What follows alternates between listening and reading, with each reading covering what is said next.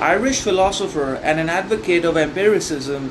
George Berkeley said that neither our thoughts, nor passions, nor ideas formed by the imagination exist without the mind is what everybody will allow, meaning the mind actually can be very easily considered to be not only the center, the source, but also the compass of all our character, morality, integrity, authenticity, sovereignty, alongside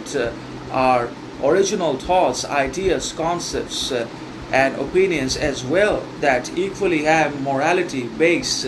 guidance, and rationality about itself in one way or another. And that means the mind is both the source as well as the center of all our qualities, virtues, and values, alongside the constant reproduction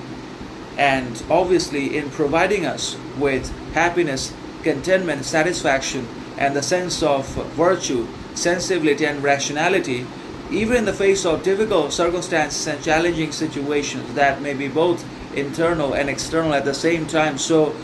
in the external society, outside world, or in the lives of the other people, anything may be going on, such as mental conflicts, emotional turmoils, or unresolved traumas, repressed desires. But the mind, which actually has authentic liberty, character, morality, and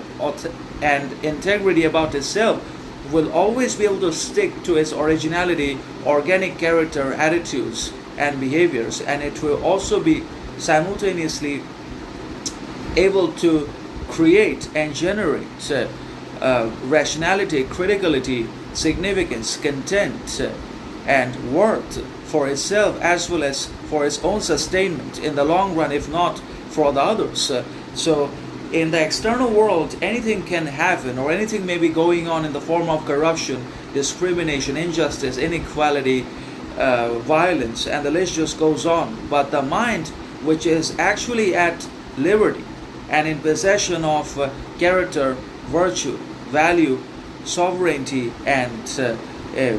distinction and independence, will always be able to find calm, relaxation,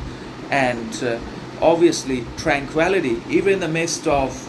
relentless external pressures or unrelenting internal sorrows, tragedies, traumas, etc. Because the mind is a